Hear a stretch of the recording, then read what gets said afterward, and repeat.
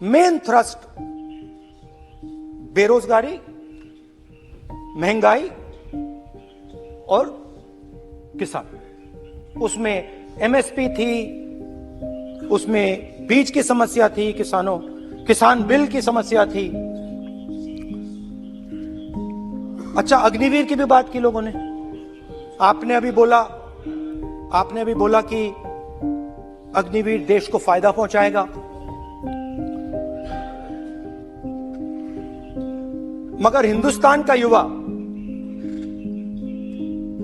जो 4 बजे दौड़ता है, आर्मी में भर्ती होने के लिए दौड़ता है, वो आपकी बात से सहमत नहीं है। उनने हमसे कहा कि पहले हमें 15 साल की सर्विस मिलती थी, पेंशन मिलती थी,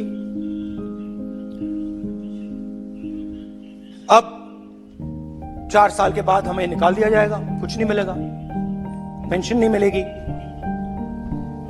सीनियर ऑफिसर्स ने कहा कि हमें तो लगता है कि ये जो अग्निवीर योजना है ये आर्मी के अंदर से नहीं आई, ये कहीं और से आई है, ये आरएसएस से आई है, होम मिनिस्ट्री से आई है। ये सीनियर आर्मी के लोगों ने कहा है, मैं नहीं कह रहा हूं, कि हमें लगता है कि ये आर्मी के ऊपर ये योजना थोपी गई है और ये आर्मी को कमजोर करेगी। आर्मी के जनरल्स ने हमें कहा, जो रिटायर्ड हैं, उन्होंने हमें कहा, राहुल जी, हजारों लोगों को हम हथियार की ट्रेनिंग दे रहे हैं और फिर थोड़ी देर बाद उनको समाज में डाल रहे हैं। बेरोजगारी है, समाज में हिंसा बढ़ेगी।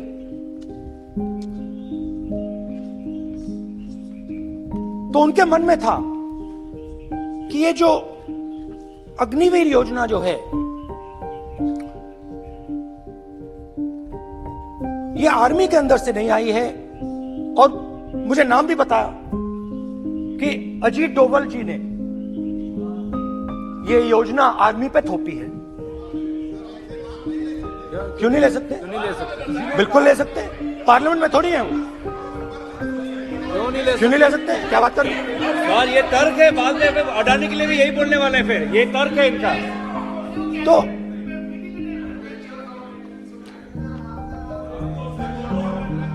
इंटरेस्टिंग बात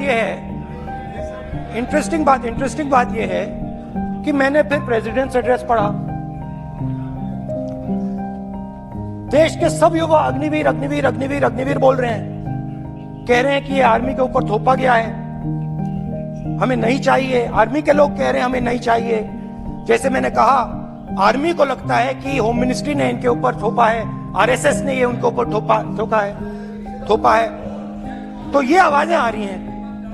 अब मैंने आपका बढ़िए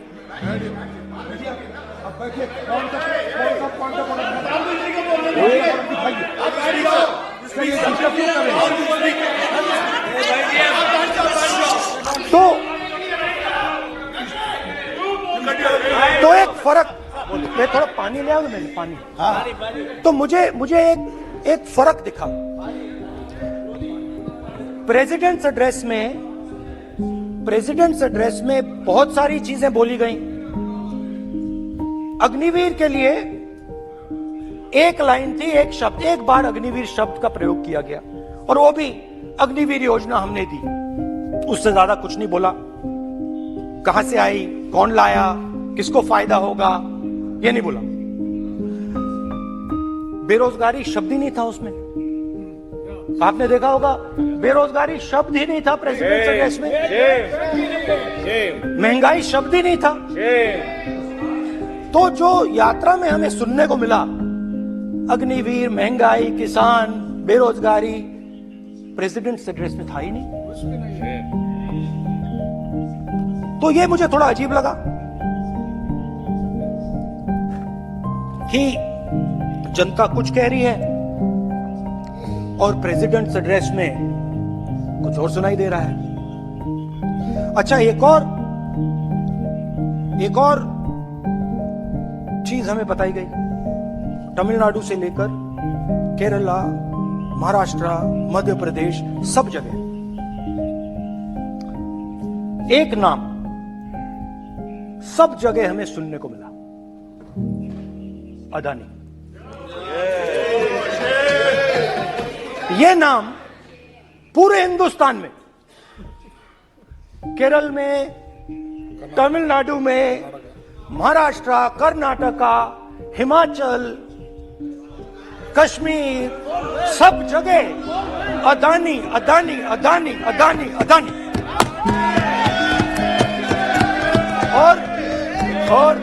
और ये नाम नहीं, और इस नाम के बारे में जब लोग बोलते थे मुझसे तो 2-3 सवाल पूछते थे। ये पूछते थे कि ये जो अदानी जी हैं, ये किसी भी बिजनेस में घुस जाता है, ये सफलता प्राप्त कर जाता है, ये कभी फेल नहीं होता। और युवाओं ने मुझसे यह सवाल पूछा कि भाई ये हो क्या रहा है, हम भी सीखना चाहते हैं। मोदी जी ने कहा स्टार्टअप करो, हम भी अदानी जी जैसे बनना चाहते हैं। तो भैया किसी भी बिजनेस में घुस जाओ और एकदम सक्सेस हो जाए। यह पहला सवाल था। दूसरा सवाल था कि ये अदानी जी हैं, ये किसी भी बिजनेस में घुस जाते हैं। पहले ये 1-2 बिजनेस करते थे, अब ये 8-10 सेक्टर्स में काम करते हैं। Airports, data centres, cement, solar energy, wind energy, aerospace and defence, consumer finance, renewables, media. तो उन्होंने मुझसे पूछा कि राहुल जी, हाँ वेट करो, बेटे हाँ, धन्यवाद। पोर्ट्स की बात भी थी। ये भी सवाल पूछा कि भैया एक बात बताइए, राहुल जी बताइए हमें कि अदानी जी का जो नेटवर्थ है वो 3 साल के अंदर, नहीं सॉरी, 2014 से लेकर 2022 तक ये $8 बिलियन से $140 बिलियन कैसे हो गया? कैसे हुआ? कैसे? ये 2014 में अगर आप दुनिया की, मुस्कुरा रहे हैं आप, बीजेपी में है ना आप,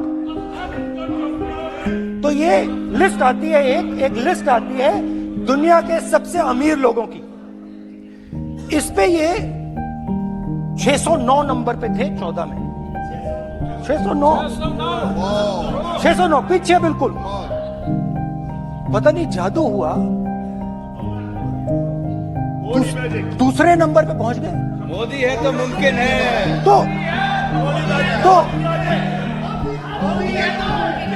तो मुझसे पूछा यार, बहुत सारे लोगों ने पूछा कि भैया राहुल जी बताइए, हिमाचल में सेब की बात होती है, अदानी जी। कश्मीर में सेब की बात होती है, अदानी जी। पोर्ट्स की बात होती है, अदानी जी। एयरपोर्ट की बात होती है, अदानी जी। इंफ्रास्ट्रक्चर, अच्छा हम सड़क पे चल रहे हैं, मैं पूछूं किसने बनाई, अदानी जी। तो लोगों ने यह भी पूछा कि राहुल जी ये जो अदानी जी जो हैं, इनकी सफलता कैसे हुई, ये इतने बिजनेसेस में कैसे घुस गए, इतनी सफलता कैसे प्राप्त हुई, और सबसे जरूरी सवाल, इनका हिंदुस्तान के प्रधानमंत्री के साथ क्या रिश्ता है और कैसा रिश्ता है, देश जानना चाहता है। तो देश जानना चाहता है। ये देखिए रिश्ता, ये देख लीजिए। प्लीज पोस्टर माननीय सदस्य, पब्लिक में सर, माननीय सदस्य पोस्टर लीजिए। प्लीज, पोस्टर नहीं, पोस्टर नहीं है सर। देखिए आप पोस्ट बैठिए, 1 मिनट बैठिए। आप पोस्टरबाजी करेंगे तो इधर नहीं, कहेंगे राजस्थान के मुख्यमंत्री का पोस्टर झुकाएंगे। पोस्टरबाजी के लिए सदन नहीं है। आप बात करें, पोस्टरबाजी नहीं। स्पीकर सर, आप वरिष्ठ सदस्य हैं, स्पीकर सर, तो पोस्टरबाजी उचित नहीं है। स्पीकर सर, पोस्टरबाजी उचित नहीं है, सर। प्लीज। राजस्थान के मुख्यमंत्री ये सच्चाई है। This picture was came into the media. चलिए पोस्टर नहीं प्लीज वो लिख दे दो ये पे जस्ट राइट इट नीटली। तो नहीं स्पीकर सर, वो फोटो है सर, वो पोस्टर नहीं है। आप वरिष्ठ सदस्य हैं। प्राइम मिनिस्टर की पोस्टर और फोटो है फोटो सर, उसमें नियम में बहुत नहीं है। उनका अच्छा चेहरा सदन ने दिख रहा नियम है। बनाया है। उसके उनके उनके वहां पे उनके पीछे अदानी का लोगो है, अदानी जी के हवाई जहाज में घुस रहे हैं। तो मैंने सोचा कि आज के प्रेसिडेंट्स एड्रेस में मैं थोड़ा जो नरेंद्र मोदी जी का और अदानी जी का रिश्ता है उसके बारे में आपको थोड़ा बता देता हूं। प्लीज प्लीज बताइए बताइए। तो वो आप बता दें।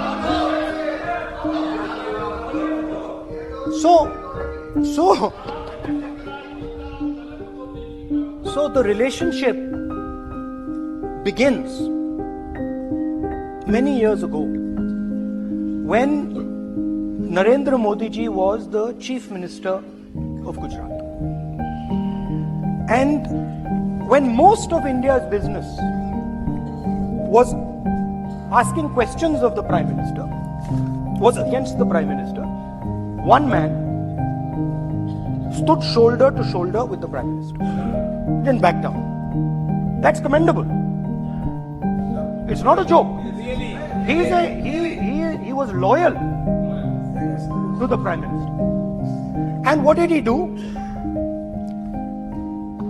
He helped Mr. Modi construct the idea of resurgent Gujarat.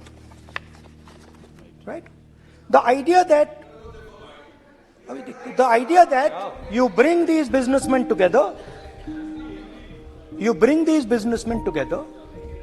and you call it resurgent Gujarat, vibrant Gujarat, they're both. And he was the backbone in setting up that group of people. Okay? And the result of that was tremendous growth of his businesses in Gujarat. Expansion of his businesses. I think then the real magic starts. जब प्रधानमंत्री जी दिल्ली आते हैं और 2014 में असली जादू शुरू होता है।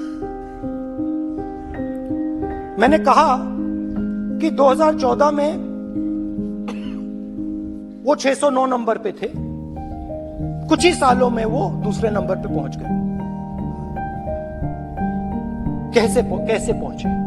मैं आपको, बहुत सारी इंडस्ट्रीज में काम करते हैं, मैं आपको 2-3 इंडस्ट्रीज का उदाहरण दे देता हूं। एयरपोर्ट इंडस्ट्री की बात, एयरपोर्ट्स की बात करते हैं।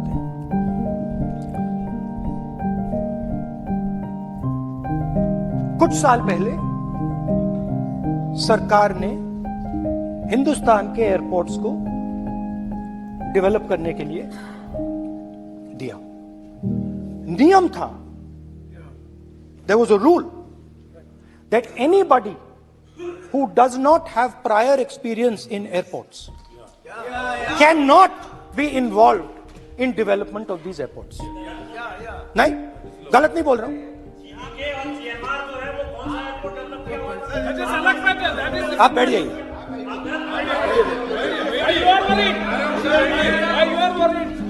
अडानी के डिफेंस में आ गए सर। देखिए, अरे माननीय सदस्य प्लीज मेरी बात सुनो। तो 1 मिनट मेरी बात सुनो। ये एक मिनट बात सुनेंगे। ये संसद है, अपन किस दिशा पर चर्चा कर रहे हैं ये देश देख रहा है। हमें राष्ट्रपति अभिभाषण पर चर्चा करें तो उचित रहे, बाकी आपकी इच्छा है, स्वतंत्र अभिव्यक्ति है।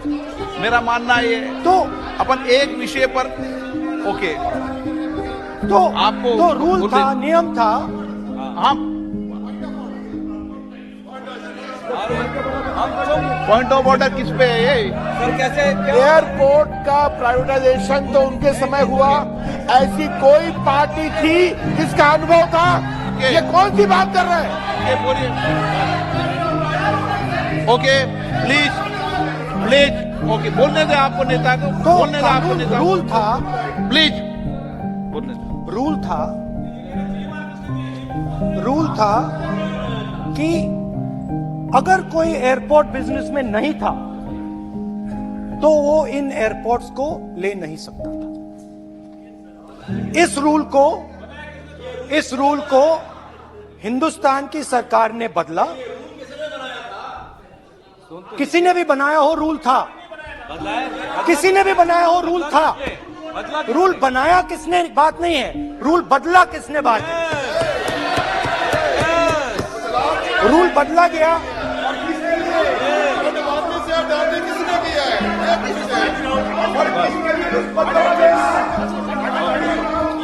रूल बदला गया।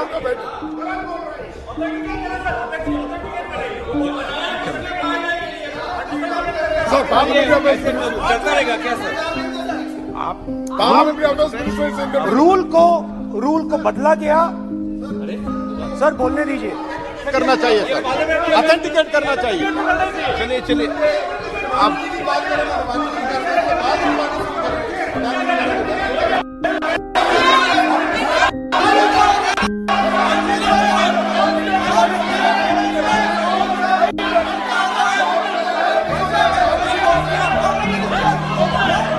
रूल बदला गया सर, ठीक है सर।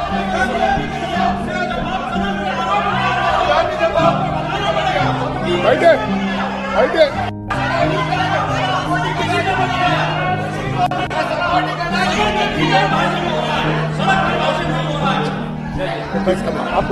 तो ये रूल बदला गया। उस समय मीडिया में इसके बारे में चर्चा हुई थी। रूल बदला गया और अदानी जी को 6 एयरपोर्ट्स दिए गए। उसके बाद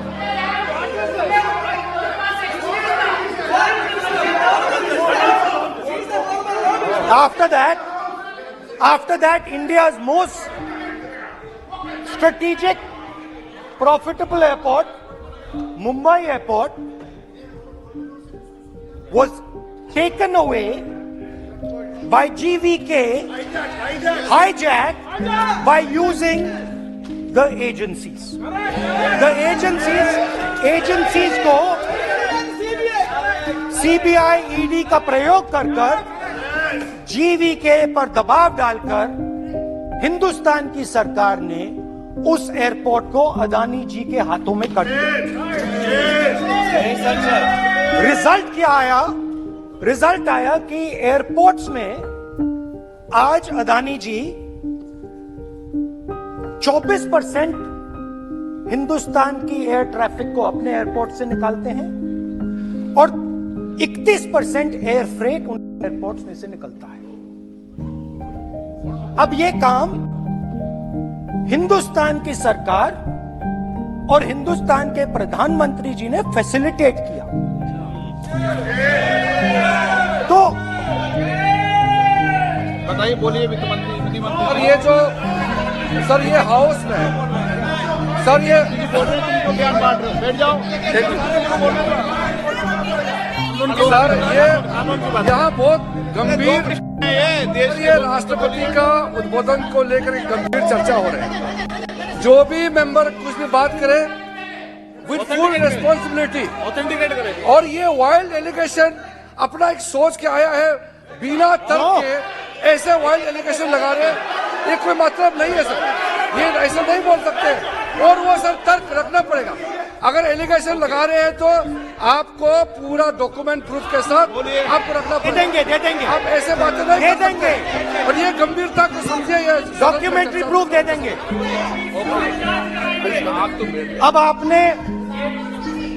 अब आपने जो पिछले स्पीकर थे उन्होंने फॉरेन पॉलिसी की बात की, हम भी फॉरेन पॉलिसी की बात करते हैं।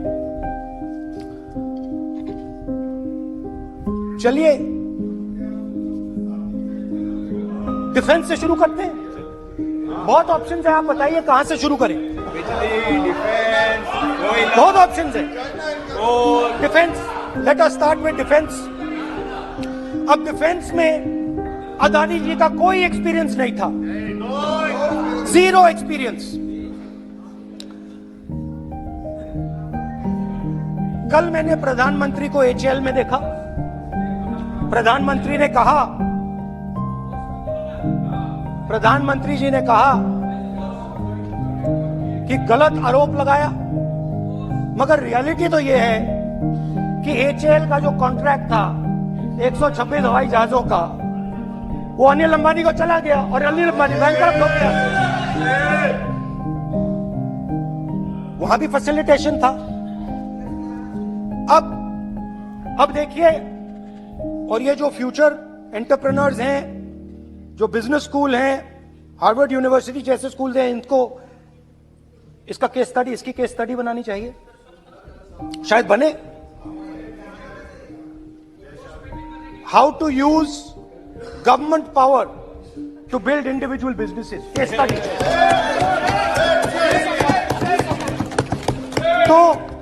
तो अब देखिए, अदानी जी की डिफेंस में इंटरेस्ट देखिए।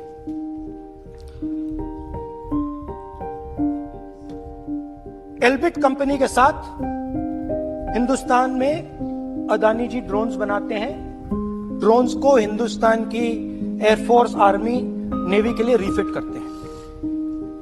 अदानी जी ने यह काम कभी नहीं किया है पहले। एचएएल ये काम करती है। हिंदुस्तान में और भी कंपनीज हैं जो ये काम करती हैं, मगर प्रधानमंत्री जी इजराइल जाते हैं और उसके एकदम बाद अदानी जी को ये कॉन्ट्रैक्ट मिल जाता है, मगर एक नहीं मिलता। ये मत सोचिए कि ये सिर्फ एक कंपनी की बात हो रही है, ये इंडस्ट्रीज की बात होती है यहां पे। जैसे मैंने आपको दिखाया, एयरपोर्ट का पूरा सिस्टम उठा लिया, 30% मार्केट शेयर एयरपोर्ट में ले गए, वैसे ही डिफेंस में कटा। तो 4 डिफेंस की इनके पास कंपनीज हैं। ये काम इन्होंने कभी नहीं किया। स्मॉल आर्म्स, जिसमें टावर है जो हमारी स्पेशल फोर्सेस यूज करती है, आर्मी यूज करती है, जिसमें गलील स्नाइपर राइफल है, ये सब अदानी जी बनाते हैं। सीधा स्ट्रेट इजराइल में प्राइम मिनिस्टर जाते हैं, प्राइम मिनिस्टर के साथ वहां पे मतलब बीच में पैदल चलते हैं और फिर जादू से पीछे से इंडिया का फर्स्ट कॉम्प्रिहेंसिव एमआरओ मिल जाता है मेंटेनेंस के लिए, जहाजों के मेंटेनेंस के लिए। स्मॉल आर्म्स का बिजनेस मिल जाता है, इजरायली जो ड्रोन्स हैं उसका बिजनेस मिल जाता है। मतलब जो हिंदुस्तान और इजराइल का डिफेंस का रिश्ता है वो पूरा पूरा अदानी जी के हाथ में चला जाता है, खत्म कहानी। हाँ, उसमें पेगासस भी है, तो पता नहीं वहां से क्या मतलब पेगासस कैसे आया, क्या हुआ, किसने दिया। अच्छा, एक और बड़ी इंटरेस्टिंग चीज है, एक कंपनी है अल्फा डिफेंस, जो डिफेंस इलेक्ट्रॉनिक्स का काम करती है, एवियोनिक्स का काम करती है और बहुत स्ट्रेटेजिक कंपनी है। वो भी अदानी जी के हवाले कर दी गई, अदानी जी ने एक्वायर कर लिया। तो आपने देखा कि एयरपोर्ट्स का बिजनेस 30% मार्केट शेयर, हिंदुस्तान और इजराइल का जो वेपन्स का बिजनेस है 90% उठा के ले गए। एक विजिट, ये है फॉरेन पॉलिसी। चलिए, अब मैंने आपको इजराइल की बात बताई, ऑस्ट्रेलिया चलते हैं। ऑस्ट्रेलिया चलिए। ऑस्ट्रेलिया में अदानी जी जाके, ये क्यों? आप तो डिबेट करना चाहते थे, आप ही तो डिबेट करना चाहते थे। आपने बोला था कोई भी विषय पे डिबेट हो, तो हो गया डिबेट। अब क्यों डर रहे हो डिबेट से? अब क्यों डर रहे हो डिबेट से? क्यों डर रहे हो? जब हमने जेपीसी की मांग की, आपने बोला सदन को उठाओ, अब क्यों डर रहे हो?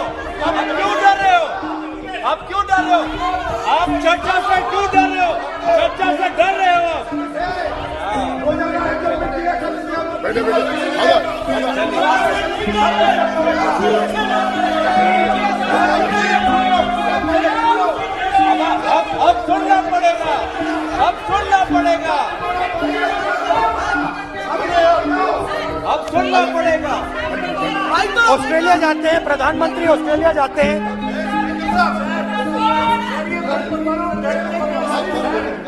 प्रधानमंत्री ऑस्ट्रेलिया जाते हैं। He's not yielding.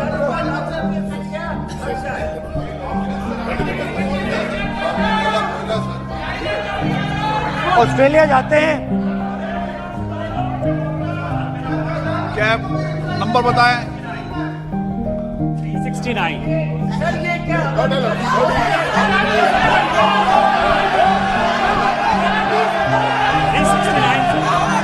ये कानून है सर। एक पेपर और डॉक्यूमेंट लेट हो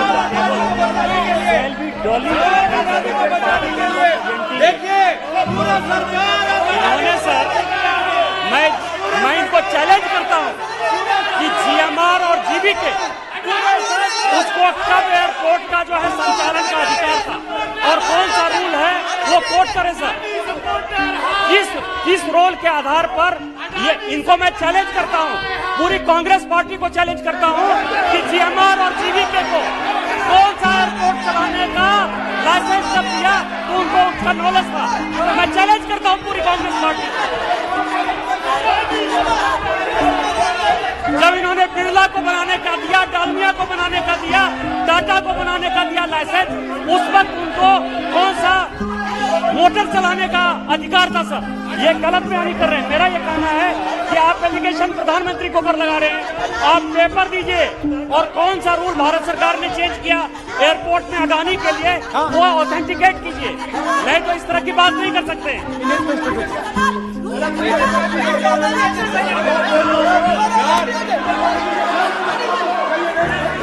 करना पड़ेगा, ऑथेंटिकेट करना पड़ेगा। राहुल गांधी जी आपको ऑथेंटिकेट करना पड़ेगा। आप ऐसा नहीं बोल सकते हवा में, आप हवा में बोल रहे हो और प्रधानमंत्री जी पे आरोप लगा रहे हो। आपको ऑथेंटिकेट करना ही पड़ेगा। आप ऐसे ही बोल रहे हो कि जीएमआर का जीवीके का समय रूल हाँ कहा था, रूल कोई रूल नहीं था। आपको यू हैव टू ऑथेंटिकेट और ऑथेंटिकेट करके ही रखना पड़ेगा आपको। पहले रखिए और उसके बाद आगे बात करने देंगे, नहीं तो माफी मांगिए देश से। आप प्रधानमंत्री जी पे आरोप लगा रहे हैं, सर बोलने दीजिए। अनाप शनाप आरोप लगा रहे हैं, बिना किसी डॉक्यूमेंट का आरोप लगा रहे हैं प्रधानमंत्री जी पे। रूल 353 सर, रूल 353 किया है sir, no allegation of defamatory or incriminatory nature shall be made unless you have given notice. छोड़िए, वो तो प्रधानमंत्री के खिलाफ एलिगेशन लगा रहे हैं बिना नोटिस दिए, बिना कोई डॉक्यूमेंट दिए। सर ये रिकॉर्ड पर नहीं आना चाहिए सर, ये बिल्कुल रूल का उल्लंघन है। और क्या क्या बातें वो कह रहे हैं सर, मैं उसको रिपीट नहीं करना। Reckless allegation, baseless allegation in violation of rules, sir ये स्वीकार नहीं होना चाहिए। ओके सर, एक सब बैठिए, ऑस्ट्रेलिया पीएम जाते प्लीज हैं। बैठिए, आप प्लीज बैठिए, वरिष्ठ वकील साहब बैठिए। ऑस्ट्रेलिया जाते हैं। एक मिनट राहुल जी, एक मिनट। नियम 369 भी मैंने देखा है, 353 भी देखा है। मेरा आग्रह है, सदन भारत की संसद है, हम एक ही विषय पर सारी राष्ट्रपति की चर्चा लगाए, ये उचित है क्या? फिर आपको बोलना बोले नहीं स्पीकर तो गलत तरीका है। राहुल गांधी जी आप बोल नहीं। गलत तरीका है। क्या देश को संदेश देना चाहते हैं आप? क्या संदेश देना चाहते हैं देश को? चलिए राहुल गांधी जी। ऑस्ट्रेलिया में प्रधानमंत्री जाते हैं। आप बोलिए। सर स्पीकर सर, प्रधानमंत्री जी ऑस्ट्रेलिया जाते हैं और जादू से state bank of India $1 billion loan Adani ji को ऑफर करते हैं।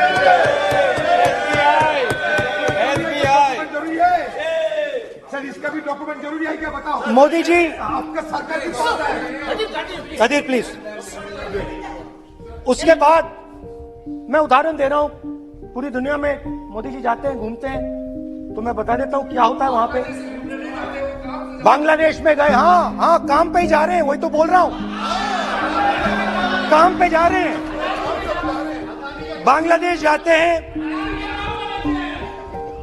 मोदी जी की पहली ट्रिप होती है बांग्लादेश में, वहां पे बांग्लादेश को इलेक्ट्रिसिटी बेचने का डिसीजन लिया जाता है। कुछ ही दिन बाद बांग्लादेश पावर डेवलपमेंट बोर्ड 25 साल का कॉन्ट्रैक्ट अदानी जी के साथ साइन करता है। 1500 मेगावाट इलेक्ट्रिसिटी का कॉन्ट्रैक्ट अदानी जी। दोस्ती चलिए वहां से श्रीलंका चलते हैं।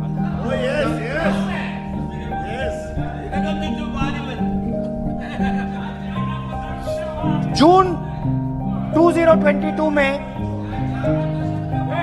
Chairman of Sri Lanka Ceylon electricity board MMC Fernando informed a parliamentary committee in Sri Lanka in open hearing that he was told by President Rajapaksa that PM Modi pressured him to give the wind power project directly to Mr. Adani.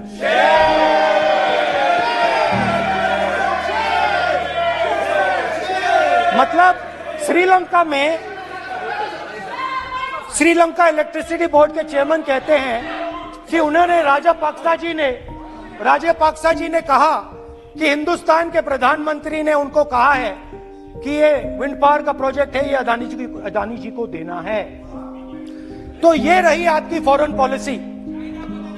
ये हिंदुस्तान की foreign policy नहीं है, ये अदानी जी की foreign policy है, उनके businesses बनाने की फॉरेन पॉलिसी है। अब यात्रा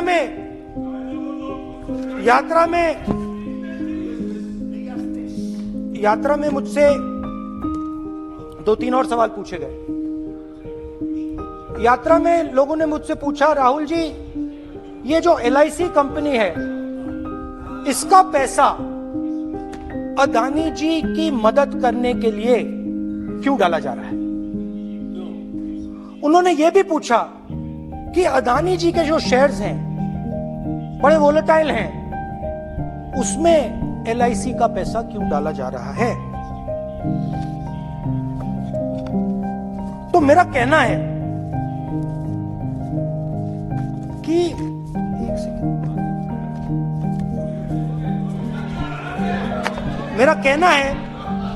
कि अदानी जी की मदद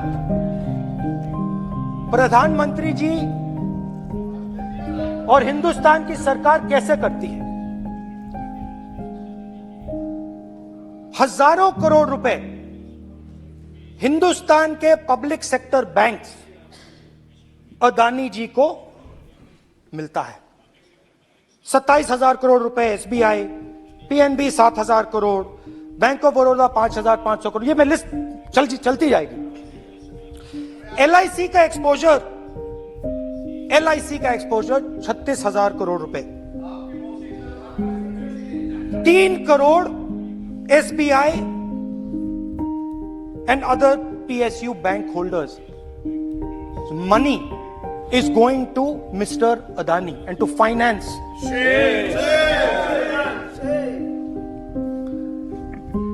Now, of course, there is another question.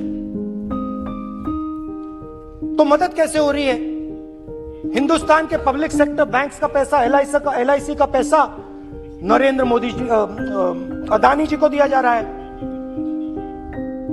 अगर कोई सामने खड़ा हो जाता है, जैसे जीवी के लोग खड़े हुए, ED, CBI एजेंसीज आ जाती हैं, उनको परे कर देती हैं। तेलंगाना में भी एक पोर्ट का उदाहरण था, आंध्रा, सॉरी। मगर मेन सवाल और सबसे इंटरेस्टिंग सवाल दूसरा है। कुछ दिन पहले ये हिंडनबर्ग रिपोर्ट आई, उसमें लिखा था कि अदानी जी की हिंदुस्तान के बाहर शेल कंपनीज हैं। ये जो शेल कंपनीज हैं, सबसे पहला सवाल है, ये हैं किसकी? ये किसकी है मॉरिशस में जो शेल कंपनीज हैं? और ये जो हजारों करोड़ रुपया ये जो हजारों करोड़ रुपया ये शेल कंपनीज हिंदुस्तान में भेज रही हैं, ये किसका पैसा है? और क्या ये काम अदानी जी फ्री में कर रहे हैं? अब मैं ये सवाल क्यों पूछ रहा हूं? क्योंकि अदानी जी स्ट्रेटेजिक बिजनेसेस में काम करते हैं। अदानी जी हिंदुस्तान के पोर्ट्स को डोमिनेट करते हैं। अदानी जी हिंदुस्तान के एयरपोर्ट्स को डोमिनेट करते हैं। और जैसे मैंने कहा, अदानी जी हिंदुस्तान की डिफेंस इंडस्ट्री में बहुत जरूरी रोल प्ले करते हैं। तो मेरा पहला एक छोटा सा सवाल है कि जो शेल कंपनीज हैं, इनके बारे में हिंदुस्तान की सरकार ने कोई सवाल नहीं उठाया?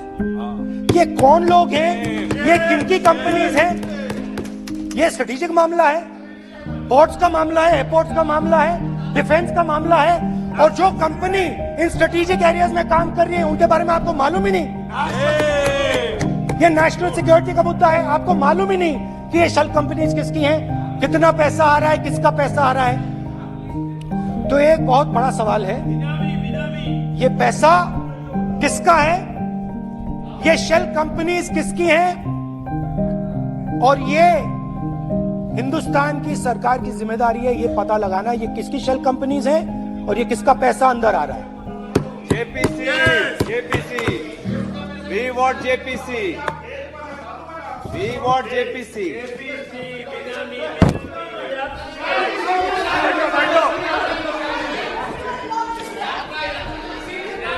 अच्छा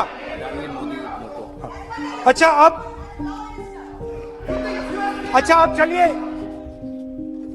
छोटा सा बजट के बारे में बता देता हूं। 2022 में अदानी जी अनाउंस करते हैं कि वो $50 बिलियन इन्वेस्ट करेंगे to build the world's largest green hydrogen ecosystem.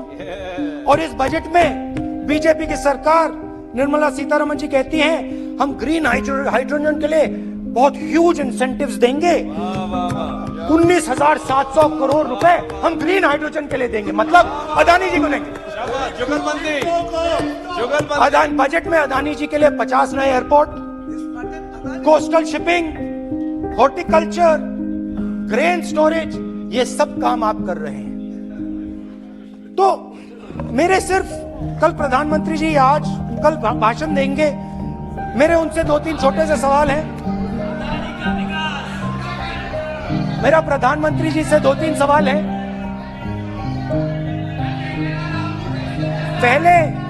पहले अदानी जी के हवाई जहाज में मोदी जी जाते थे, अब मोदी जी के हवाई जहाज में अदानी जी जाते हैं। पहले लोकल मामला था, फिर नेशनल मामला हो गया, उसके बाद इंटरनेशनल मामला हो गया। अदानी जी के लिए बोरिस जॉनसन का बेटा काम करता है, आपको पता नहीं मालूम है या नहीं मालूम? भाई सॉरी, नहीं बेटा भी, भाई काम करता है। तो ये मामला पहले गुजरात का मामला था, फिर ये हिंदुस्तान का मामला हुआ, अब ये इंटरनेशनल मामला हो गया है। तो मेरा सवाल प्रधानमंत्री जी से, और सिंपल सवाल है, प्रधानमंत्री जी आपकी फॉरेन ट्रिप्स पे अदानी जी और आप कितनी बार एक साथ गए? अदानी जी, how many times did you travel together with Adani ji? How many times did Adani ji join you later on a visit? How many times did Adani ji travel to a country immediately after you did? Good question. And in how many of these countries after you visited did Adani ji get a contract? Good question. Also an important question, जरूरी सवाल, अदानी जी ने BJP को पिछले 20 साल में कितने पैसे दिए हैं?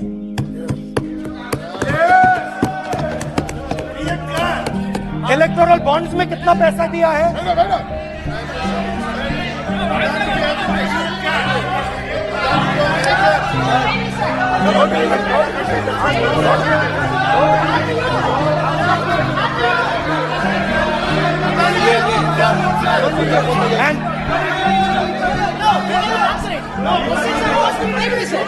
Questions are posed to Prime Minister, please.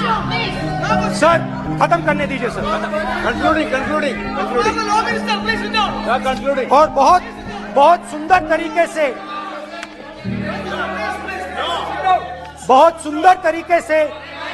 वो चलिए क्या हो रहा है सर?